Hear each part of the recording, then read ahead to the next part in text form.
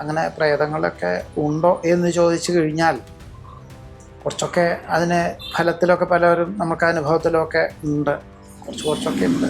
നമ്മുടെ കുട്ടികളിലൊക്കെ പറഞ്ഞാൽ പോയി പണി നോക്കാൻ പറയും പ്രേതമുണ്ട് എന്ന് പറഞ്ഞു കഴിഞ്ഞാൽ. പക്ഷെ മനസ്സിൽ സങ്കല്പം എപ്പോഴും ഉണ്ടാവുമല്ലോ, നമുക്ക് തോന്നില്ലേ? എല്ലാ ശാസ്ത്രങ്ങളെ പഠിക്കാൻ എല്ലാവർക്കും പറ്റില്ല. പക്ഷെ അതിൻ്റെ സാധ്യതകളെ പറ്റി മനസ്സിലാക്കിയിട്ട് അതിനെ പറ്റിയിട്ട് വിമർശിക്കാം, അതിനെ പറ്റിയിട്ട് എന്ത് വേണമെങ്കിൽ പറയാം. മനസ്സിലാക്കിയാൽ യാതൊരു സംശയമില്ല, വിമർശിക്കാൻ തക്കവണ്ണമുള്ള ഒരു സാഹചര്യങ്ങളൊന്നും തന്നെ ഈ ജ്യോതിഷത്തിൽ ഉണ്ടാവില്ല.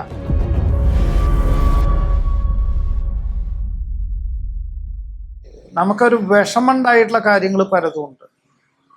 കാര്യങ്ങൾ നമ്മളൊക്കെ പറഞ്ഞു കൊടുക്കും. ചിലത് അനുഭവത്തിൽ അവർക്ക് വരുന്നുകയും അവർക്ക് വിഷമമുണ്ടാവുന്ന കാര്യങ്ങൾ. കാരണം ജാതകങ്ങൾ ചിലത് ഇപ്പൊക്കെ കുട്ടികൾ മുൻവിധിയോടുകൂടി അവർ തീരുമാനിച്ചിട്ടാണ് വിവാഹം തീരുമാനിച്ചിട്ട് അങ്ങോട്ട് വരിക. അപ്പം എന്താ പറയുക, വിവാഹം തീരുമാനിച്ചു കഴിഞ്ഞാൽ ആരും മക്കളുടെ ജാതകം നോക്കാനാണെങ്കിലും ഒന്നും ആരെയും പിന്നെ കോണ്ടാക്ട് ചെയ്യരുതെന്നാണ് എൻ്റെ അഭിപ്രായം. അവിടെ തിരുമേനി അങ്ങനെ പറയാൻ പാടുമോ? ജ്യോതിഷം നോക്കണ്ടേ? അവിടെ ഈശ്വരന് സമർപ്പിച്ചുകൊണ്ട് അവർ ജീവിക്കട്ടെ എന്നുള്ളത് ധാരണ അച്ഛനമ്മമാർക്ക് ഉണ്ടാവണം. ഇപ്പം അങ്ങനെയാണ്, ചെറുപ്പക്കാർ അവർ കുട്ടികളും കൂടി വരിക ജാതകം നോക്കാനായിട്ട്, അച്ഛനമ്മമാർ പറഞ്ഞു. അപ്പം ഞാൻ ജാതകം എടുക്കുന്നതിൻ്റെ മുമ്പ് ഞാൻ ചോദിക്കും, നിങ്ങൾ തീരുമാനിച്ചിട്ടാണോ വരുന്നത്? ഞങ്ങൾ എന്തായാലും തീരുമാനിച്ചു പോകും. എന്നാൽ ഞാൻ പറയും, നിങ്ങളെ പൊരുത്തത്തിൻ്റെ വിഷയമൊന്നും പറയുന്നില്ല. ഞാൻ നിങ്ങളെ സുഖമായിട്ട് ഇന്നത്തെ ഈ സ്നേഹം എന്നും ഉണ്ടാവണം. പെൺകുട്ടി വിചാരിക്കേണ്ടത് എന്താണ്? വിവാഹം കഴിഞ്ഞാൽ എനിക്ക് ഒരേട്ടനെയും അനിയനെയും മകനെയും അച്ഛനെ ആയിട്ടുള്ള ഒരാളെ കിട്ടിയെന്ന് വിചാരിക്കണം. പുരുഷൻ എന്ത് വിചാരിക്കണം? എനിക്കൊരു അനിയത്തിയായിട്ടും ഏടത്തിയായിട്ടും അമ്മയായിട്ടും മകളായിട്ടും ഒരാളെ എനിക്ക് കിട്ടിയെന്ന് വിചാരിക്കണം. ഈ രണ്ടുപേരെന്ത് വിചാരിക്കണം? ബോണസായിട്ട് ഒരച്ഛനമ്മമാരെ എക്സ്ട്രാ കിട്ടി എന്ന് രണ്ടുപേരും വിചാരിക്കണം. എന്നാൽ ജീവിതത്തിനൊരു ബുദ്ധിമുട്ടും ഉണ്ടാവില്ല. എല്ലാം പരിഗണിക്കാനായിട്ട് പൊരുത്തം ചോദിക്കുമ്പോൾ ആൾക്കാർ ചോദിക്കും, ഇതിങ്ങനെ പൊരുത്തം ഉണ്ടാവുക, അങ്ങനെയാണ് എങ്ങനെയാണ്. അപ്പോൾ ഐക്യതയോടുകൂടി വസിക്കാൻ എല്ലാവരും ഇപ്പോൾ ഒരു പദം പറയാവുന്നല്ല, അഡ്ജസ്റ്റ്മെന്റ് എന്നാണ് പറയുക. അഡ്ജസ്റ്റ്മെന്റ് അല്ല, കൺസിഡർ ചെയ്യുക, പരിഗണിക്കാനുള്ള മനസ്ഥിതി ഉണ്ടാവുക. ഒരാൾ പറയുന്ന കാര്യങ്ങൾ ക്ഷമയോടുകൂടി സ്വീകരിക്കാനുള്ളൊരു മനസ്ഥിതി ഉണ്ടെങ്കിലേ പ്രത്യേകിച്ച് ഒരു കുടുംബ ജീവിതത്തിൽ നിലനിന്ന് പോകും. കൂട്ടുദശയുള്ള ആൾക്കാർ ഗുരുനാഥൻ പറയും അത് വേണ്ട, ആ സമയത്ത് എന്താണ് ഉണ്ടാവുക എന്ന് പറയാൻ പറ്റില്ല. അപ്പം അതുകൊണ്ട് അത് ആവാമെന്ന് പറയരുത്. ഓ ശരി, പല പല കാര്യങ്ങളും ഉണ്ട് കേട്ടോ. ഈ കുറെ വർഷങ്ങൾക്ക് ശേഷം പണ്ട് പഠിച്ചിട്ടുള്ള പല കാര്യങ്ങളും പലപ്പോഴും ഗുരുനാഥൻ പറഞ്ഞിട്ടുള്ള കാര്യങ്ങളും കുറെ കാലം കഴിഞ്ഞിട്ടാണ് നമുക്ക് തോന്നുക. വിവാഹത്തിന് മുഹൂർത്തം അബദ്ധം പറ്റിയിട്ടുണ്ട്. ആദ്യത്തിലൊക്കെ തിരുവോണം നക്ഷത്രത്തിൻ്റെ അന്ന് വിവാഹ മുഹൂർത്തം എഴുതാൻ പുറപ്പെട്ടു. അപ്പോൾ ഇഷ്ടാഹ കൃഷ്ണാഷ്ടമി ഇനൻ ഇന്ദു അജ പിതൃ മരുത് അന്ത്യോത്തര മൂലമിത്ര. അതിൽ തിരുവോണം ഉണ്ടോ? ഇല്ല, അബദ്ധം പറ്റി. അപ്പം ഇങ്ങനെയൊക്കെ പറഞ്ഞിട്ടുണ്ട്. അതൊക്കെ അതിൻ്റെ ഭാഗങ്ങളാണ് തീർച്ചയായിട്ടും. ഈ ജ്യോതിഷത്തിൽ നമ്മൾ ജാതകമൊക്കെ നോക്കി അതിൻ്റെ പ്രതിവിധി നിശ്ചയിക്കുന്നതിൽ ദേവയർവ ധർമ്മദേവൈ ഫണി പിതൃഗുരുഭി, ആദ്യം നമുക്ക് ദേവയർവ ഈശ്വരന്മാരെ ആരാധിക്കണം എന്ന് പറയുന്നു. അർക്കശംഭു സൂര്യനെ പ്രതിനിധാനം ചെയ്യുന്നത് ശിവനാണ്. ഇങ്ങനെ ശനിയെ നമുക്കറിയാം ശാസ്താവിനെയാണെന്ന് പറയാം. ഇങ്ങനെ ഓരോ ഇതും പ്രമാണത്തിൽ പറയുന്നുണ്ട്. അപ്പൊ ദേവയർവ ധർമ്മദൈവങ്ങളെന്ന് വെച്ച് കഴിഞ്ഞാൽ എന്താണ്? കന്യാകുമാരി മുതൽ ഗോകർണം വരെ പലപ്പോഴും നമുക്കൊക്കെ തോന്നും ഈ പശ്ചിമഘട്ടത്തിൻ്റെ കിഴക്ക് ഉണ്ടായിട്ടുള്ളത് തന്നെയാണ് ഈ ശാസ്ത്രം എന്ന്. പല സാഹചര്യങ്ങളെ കൊണ്ട് നമുക്ക് ശാസ്ത്രത്തിൻ്റെ ചില ഇത് വയ്ക്കുമ്പോൾ ഇവിടെയുള്ള ആൾക്കാർ തന്നെ ആയിരിക്കാം ഇതിൻ്റെ ശാസ്ത്രത്തിൻ്റെ ഉപജ്ഞാതാവ് എന്നൊക്കെ നമുക്ക് തോന്നും. അതെന്തോ ആയിക്കോട്ടെ, നമുക്കിപ്പോൾ ശാസ്ത്രവും അല്ലെങ്കിൽ പുരാണത്തിലേക്കോ അല്ലെങ്കിൽ അതിൻ്റെ വിഷയമല്ലല്ലോ. അപ്പോൾ ധർമ്മദൈവങ്ങൾ എന്താണ്? ധർമ്മദൈവങ്ങൾ കന്യാകുമാരി മുതൽ ഗോകർണം വരെയുള്ള ഇത് സ്ഥലങ്ങളിലൊക്കെ തന്നെ എല്ലാവർക്കും അവരവരുടെ പ്രാദേശികമായിട്ടുള്ള ഒരു ക്ഷേത്രം, ആരാധനാലയം, അന്തിമമായിട്ട് എല്ലാം ആരാധനകളിൽ കൂടിയാണല്ലോ നമുക്ക് അതിൻ്റെ ലക്ഷ്യം വരിക എന്നുള്ളത്. അപ്പോൾ ഇനി അതല്ല, ക്രിസ്ത്യൻ സമുദായത്തിൽപ്പെട്ടതാണെങ്കിൽ ഇടവക പള്ളി എന്ന് പറയും. ഇനി അത് മുസ്ലിം സമുദായത്തിൽപ്പെട്ട അവരവരുടെ പ്രാദേശികമായിട്ടുള്ള പള്ളിയും ആചരണക്രമങ്ങളും ഒക്കെ ചെയ്യാം, എല്ലാം ഒന്ന് തന്നെയാണ്. അപ്പോൾ ധർമ്മദൈവങ്ങളെ ആരാധിക്കണം എന്ന് പറയുന്നു രണ്ടാമത്തെ ഭാഗമായിട്ട്. അപ്പോൾ ദേവൈർവ ധർമ്മദേവൈഹി ഫണി, മൂന്നാമത്തെ ഭാഗമാണ് സർപ്പസാന്നിധ്യങ്ങൾ. പലപ്പോഴും പലർക്കും തോന്നാം, എന്തിനാണ് ഈ സർപ്പങ്ങളെയൊക്കെ ആരാധിക്കുന്നത്? വല്ല കാര്യമുണ്ടോ? ആൾക്കാരെ ഉപദ്രവിക്കുന്ന സർപ്പങ്ങളെ നമ്മൾ എന്തിനാ ആരാധിക്കുന്നു? പക്ഷേ സർപ്പപ്രീതിരവശ്യമേവ കരണീ ആരോഗ്യപുത്രാപ്തയെ. പലപ്പോഴും ആരോഗ്യം ശരിയാവണില്ല എന്ന് തോന്നിയാലും ആരോഗ്യം നിലനിർത്താൻ കുറേ കാരണങ്ങൾ, ആവശ്യങ്ങൾ പറയുന്നുണ്ട്. വെറും പ്രോട്ടീൻ പൗഡർ കഴിക്കലും മാത്രമൊന്നല്ല. അപ്പോൾ കുറേ സാഹചര്യങ്ങൾ പറയുന്നുണ്ട്. അത് ആയുർവേദ വിഷയമാണ്, അതിലേക്ക് കിടക്കണില്ല.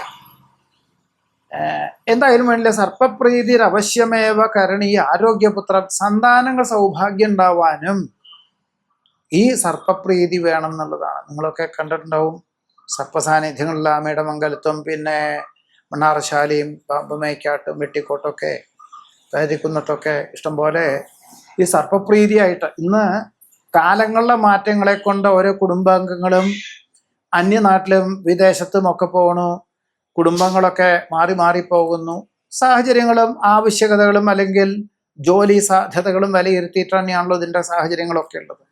അത് നമുക്ക് തെറ്റു പറയാൻ പറ്റില്ല, ഉപജീവന മാർഗമല്ലേ. ഉപജീവന മാർഗമായിട്ട് നമ്മൾ ഉദരനിമിത്തം ബഹുകൃത വേഷമായിട്ട് നമ്മളൊക്കെ പോണു, അതിനൊന്നും തെറ്റു പറയാൻ പറ്റില്ല.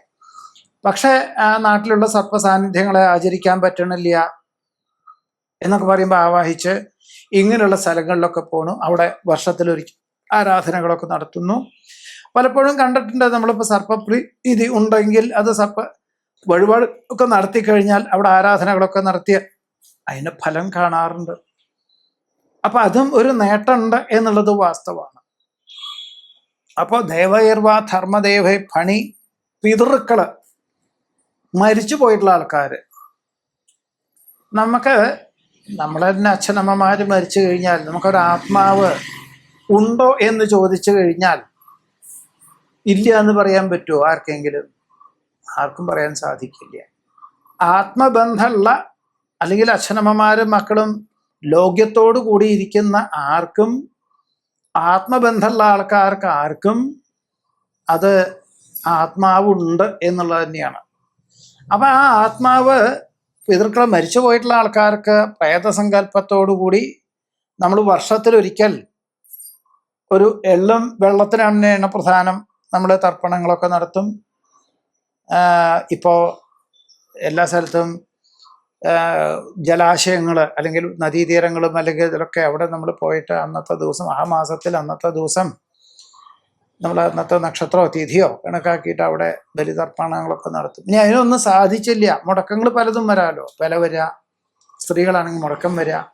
ഇതൊക്കെയാണെങ്കിൽ അത് കഴിഞ്ഞു കഴിഞ്ഞാൽ എന്നാണ് പറ്റുക വെച്ചാൽ അന്ന് ചെയ്താൽ മതി, അവരവരുടെ വീട്ടിൽ വെച്ച് ചെയ്താൽ മതി, യാതൊരു പോരായ്ക്കില്ല.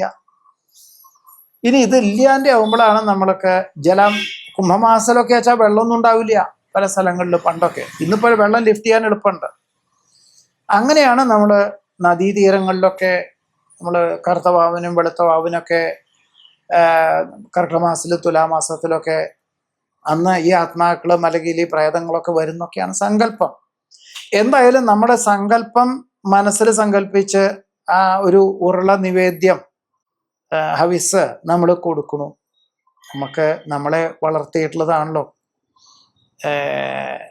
മാതൃത്വം മുതൽ എല്ലാം അറ്റം വരെ നമ്മളെ വളർത്തിയിട്ടുള്ള ആ വ്യക്തിക്ക്, അമ്മയാണെങ്കിലും അച്ഛനാണെങ്കിലും നമ്മളൊരു ഉരുള നിവേദ്യം കൊടുക്കണു എന്നുള്ളതാണ് മനസ്സിൽ സങ്കല്പം.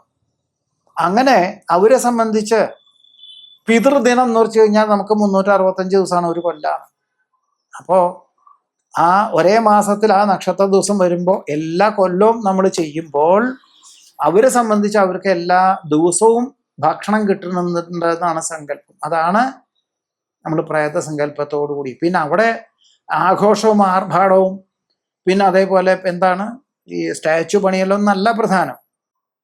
മനസ്സിനെ ഏകാഗ്രതയോടുകൂടി മനസ്സ് ഇരുത്തി അവിടെ ബലികർമ്മങ്ങൾ അല്ലെങ്കിൽ ഇതൊക്കെ നടത്തുന്നത് തന്നെയാണ് ഇതിലെ ഏറ്റവും പരമപ്രധാനം.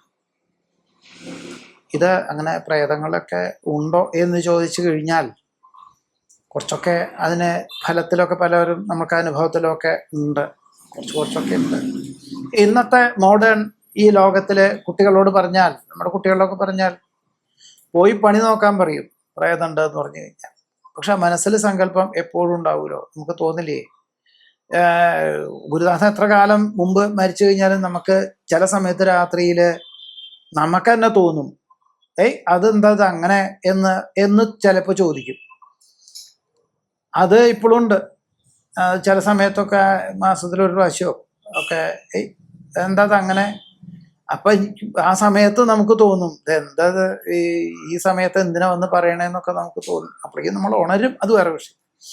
അപ്പൊ അവിടെ ആത്മാവുണ്ട് എന്നുള്ളതൊരു ഉറപ്പാണ്. അത് ഓരോരുത്തർക്കും ഓരോ വിധമായിരിക്കും. ചിലപ്പോൾ ആത്മാർത്ഥ സുഹൃത്തുക്കളായിരിക്കും, ചില ആൾക്കാർ ആപത്തുനിന്ന് രക്ഷിച്ചിട്ടുള്ള ആൾക്കാർ അങ്ങനെ ഉണ്ടായിരിക്കാം. നമുക്ക് പല ആപത്തുകളും വരാമല്ലോ, അപകടങ്ങൾ വരാൻ വഴിന്ന് രക്ഷിച്ചിട്ടുള്ള ആള് നമ്മൾ ഈശ്വര സങ്കല്പമായിട്ടും അല്ലെങ്കിൽ പിതൃസങ്കല്പമായിട്ടും നമ്മൾ ആരാധിക്കും.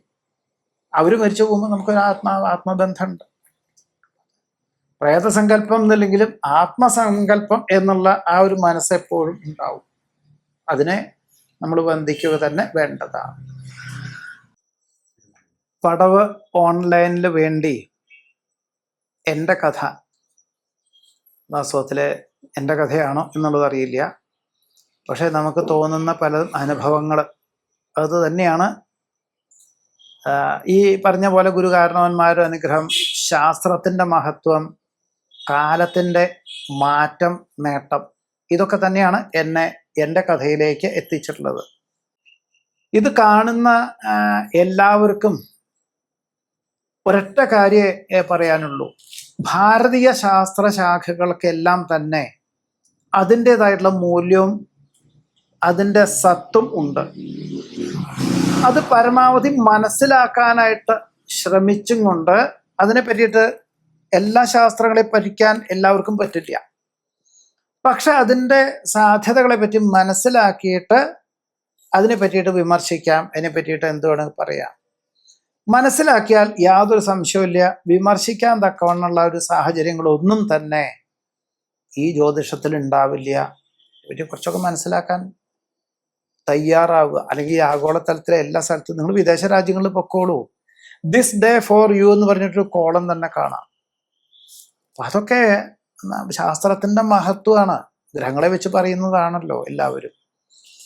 അപ്പോൾ ഇങ്ങനൊരു അവസരം ഈ പടവ് ഓൺലൈൻ ഇതിൻ്റെ സംഘാടകർ തന്നതിലെ ഏറ്റവും സന്തോഷവും കൃതാർത്ഥതയും, ശാസ്ത്രത്തിനെ ആകെ ശാസ്ത്രത്തിനെയും ഈ ജ്യോതിശാസ്ത്രത്തെയും ഗുരുകാരണവന്മാരെയും നമസ്കരിച്ചുകൊണ്ട് സമർപ്പിക്കുന്നു. എല്ലാവർക്കും നമസ്കാരം.